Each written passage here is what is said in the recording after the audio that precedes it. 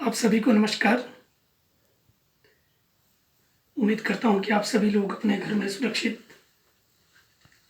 और बहुत अच्छे से होंगे।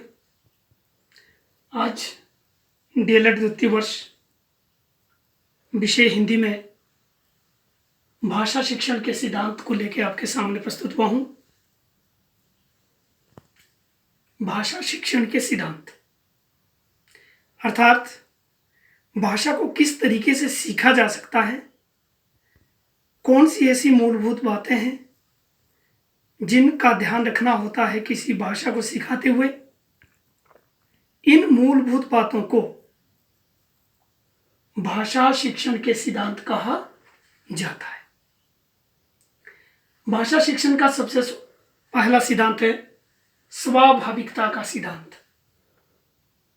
कोई सी भी भाषा हो, हिंदी हो, अंग्रेजी हो, संस्कृत हो, उस किसी भी भाषा को सीखने के प्रति प्रत्येक बच्चे में एक सहज प्रवृत्ति होती है, जन्मजात प्रवृत्ति होती है।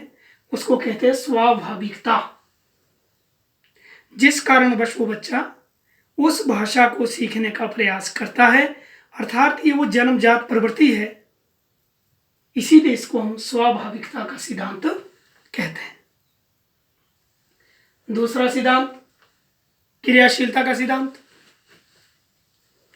क्रियाशीलता अर्थात बच्चे की भागीदारी।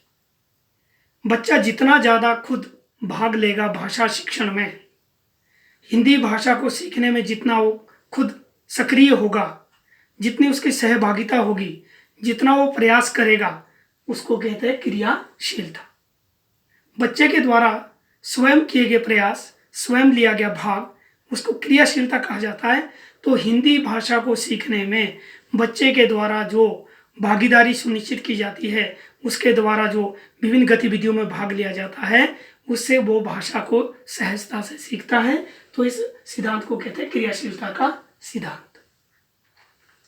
इसी तरह से हमारे पास अगला सिद्धांत है वार्तालाप का सिद्धांत। मैं रुचि और अभ्यास को भी छोड़ूं, वार्तालाप का सिद्धांत। वार्तालाप, जब बच्चा छोटा होता है, 6 महीने तक वो लगभग कुछ बोलता नहीं, लेकिन जैसे ही बच्चा पैदा होता है वैसे ही उसके माँ बाप उसके साथ वार्तालाप शुरू कर देते हैं। अब बच्चे को क्यों बोलते हैं, मेरा छोटा सा बच्चा, मेरा नन्हा सा बेबी, ये देख कौन आया है, तेरी मम्मी आई है, देखो तेरे पापा आए हैं।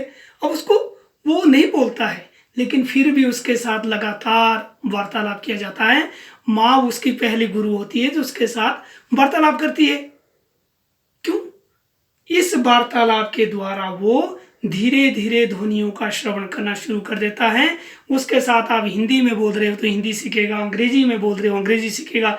जिस भी भाषा में वार्तालाप किया जा रहा है उसी भाषा में उसको उनकी ध्वनियों को ग्रहण करता जाता है और सुनना सीखता है। तो महत्वपूर्ण सिद्धांत है वार्तालाप का सिद्धांत। भाषा सिखाने के लिए वार्तालाप छोटे स्तर पे भी और बड़े स्तर पे भी। जब स्कूल में बच्चा आता है, पहली कक्षा में आता है या 10वीं कक्षा की बात की जाती हो, 12वीं कक्षा की बात की जाती हो, तो जिस भाषा में उसके साथ वार्तालाप किया जाएगा वो भाषा सहज रूप से वो सीखता जाएगा। इसी तरह से श्रवण का सिद्धांत। छोटा बच्चा, अभी हमने वार्तालाप की बात की, वार्तालाप को सुनता है। अगर उसका श्रवण पथ ठीक है, सही है, उसे सुनाई देता है, तो ध्वनियों को सुनता जाता है और श्रवण जो है भाषा शिक्षण का पहला सोपान है। और एक समय के बाद वो उन सुनी हुई ध्वनियों का उच्चारण करना शुरू कर देता है। अगर कोई बच्चा सुन ही नहीं सकता तो बच्चा जिंदगी भर कभी बोलता भी नहीं है। क्यों? क्योंकि उसने ध्वनियाँ सुनी ही नहीं होती, किसी भाषा की ध्वनियों को सुना ही नहीं होता है। और जब वो सुन नहीं सकता तो बोल भी नहीं सकता। तो भाषा सीखने के लिए श्रवण का सिद्धांत महत्वपूर्ण सिद्धांत है, मूलभूत सिद्धांत है। इसी तरह से रुचि का सिद्धांत। बच्चा जिस भाषा में अधिक रुचि दिखाता है, उसकी जब रुचि हम ज़्यादा जागृत कर लेते हैं तभी भाषा को आसानी से सिखाया जा सकता है। तो बहुत ज़रूरी है कि बच्चों को अगर आपने भाषा सिखानी है तो उसके प्रति रुचि पैदा की जाए। रुचि पैदा करने के लिए बहुत सारे साधन हैं, जिनका प्रयोग अध्यापक कर सकते हैं, जैसे दृश्य श्रव्य साधनों का प्रयोग कर सकते हैं, चार्ट्स का प्रयोग कर सकते हैं, ऑडियो विजुअल एड्स दृश्य श्रव्य साधन जिनकी मैं बात कर रहा हूँ उनका प्रयोग कर सकते हैं। अर्थात उस विषय को रुचिकर बनाया जाए ताकि बच्चा रुचि दिखाए, और जब उस काम में जिस काम में रुचि दिखाता है उस तरह से उस भाषा को सहजता से सीख जाता है, आसानी से सीख जाता है। तो रुचि का महत्वपूर्ण सिद्धांत है। अभ्यास का सिद्धांत बहुत महत्वपूर्ण है। अभ्यास अर्थात निरंतर कार्य करते रहना। भाषा सीख ली, लेकिन भाषा सीखने के बाद अगर उसको अभ्यास में नहीं लाएंगे, उसको बोलेंगे नहीं, उसको लिखेंगे नहीं, उसको पढ़ेंगे नहीं, तो धीरे धीरे वो भाषा समाप्त हो जाती है। तो भाषा शिक्षण के लिए जरूरी है कि वो भाषा सीखने के पश्चात व्यवहार में लाई जाए और निरंतर अभ्यास में बच्चा उसके साथ रहे, तभी वो उस भाषा को सीख पाएगा। तो महत्वपूर्ण सिद्धांत है अभ्यास का सिद्धांत। अब अन्य और सिद्धांत है अनुकरण का सिद्धांत। भाषा को बहुत अधिक अनुकरण के द्वारा सीखा जाता है।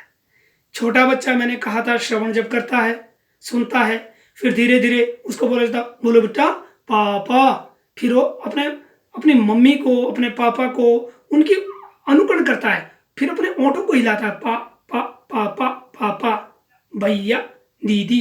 तो बहुत सारे शब्दों अनुकरण करके जैसा वो सुनता है वैसा सीखता है। इसलिए अध्यापक को इस बात का विशेष ध्यान देना चाहिए कि उसका अपना उच्चारण शुद्ध हो, क्योंकि बच्चे जो है उसी का अनुकरण करते हैं। जिस तरह से अध्यापक बोलेगा उसी तरह से बच्चा भाषा को सीखेगा। तो अनुकरण का सिद्धांत ऐसा सिद्धांत है जिसके द्वारा बच्चा अनुकरण करके स्वयं बोलने का प्रयास करता है और भाषा को सीख जाता है।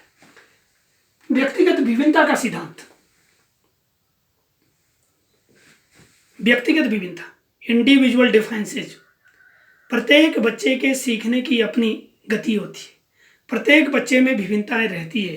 तो भाषा सिखाते हुए अध्यापक को बच्चों की व्यक्तिगत विभिन्नताओं को ध्यान में रख करके ही भाषा शिक्षण कार्य करवाया जाना चाहिए। एक बच्चा जो है एक बार सुनने से ही शब्द का उच्चारण कर लेता है, एक बच्चा उस शब्द को जो है 3-4 बार सुनकर बोल सकता है, एक को जो उस शब्द को जो कम से कम 10 बार पढ़ाना पड़ता है, सुनाना पड़ता है, बुलवाना पड़ता है। तो ये व्यक्तिगत विभिन्नताएं होती है। तो बच्चों की इन व्यक्तिगत विभिन्नताओं का ध्यान रखते हुए भाषा शिक्षण करवाया जाना चाहिए। अगला है निश्चित क्रम का सिद्धांत। भाषा शिक्षण का एक निश्चित क्रम होता है, एक निश्चित क्रम जिसको मैंने ब्रैकेट में कहा शुभोपल्ली, अर्थात सबसे पहले सुनना। ये भाषा के 4 कौशल है, ये एक क्रम में चलते हैं। सबसे पहले भाषा बच्चों को सुनाई जाए, उसके श्रवण कौशल का विकास किया जाए, इसको कहते हैं निश्चित क्रम का सिद्धांत। जब वो सुनना सीख जाएगा उसके बाद वो अपने आप स्वतः ही बोलना, वो मतलब बोलना, उसके बाद वो स्वतः ही बोलना शुरू कर देता है। जैसा वो सुनेगा वैसा वो बोलेगा। उसके बाद आता है पढ़ना। जब वो बोलना शुरू कर देता है उसके बाद वो जो है किताबों को, पुस्तकों को स्वयं पढ़ना शुरू कर देता है। और सबसे आखिर में आता है लिखना। ये भाषा के 4 कौशल होते हैं, सुनना, बोलना, पढ़ना और लिखना। तो इसका एक अपना निश्चित क्रम है। ये नहीं हो सकता कि सबसे पहले हम लिखना शुरू करवाएं। सबसे पहले बच्चों को सुनना सिखाना है, उसके बाद बोलना, उसके बाद पढ़ना और उसके बाद लिखना। तो इसको कहते हैं निश्चित क्रम। तो भाषा शिक्षण जब करवाना है तो निश्चित क्रम के सिद्धांत का भी ध्यान रखना है। तो ये थे हमारे भाषा शिक्षण के सिद्धांत। स्वाभाविकता सिद्धांत, क्रियाशीलता का, रुचि का, अभ्यास का, वार्तालाप का, श्रवण का, अनुकरण का, व्यक्तिगत विभिन्नता का और निश्चित क्रम का। तो इस तरीके से बच्चे जो है इन सिद्धांतों को ध्यान में रखते हुए अध्यापक बच्चों को भाषा शिक्षण करवा सकता है। धन्यवाद। जय हिंद।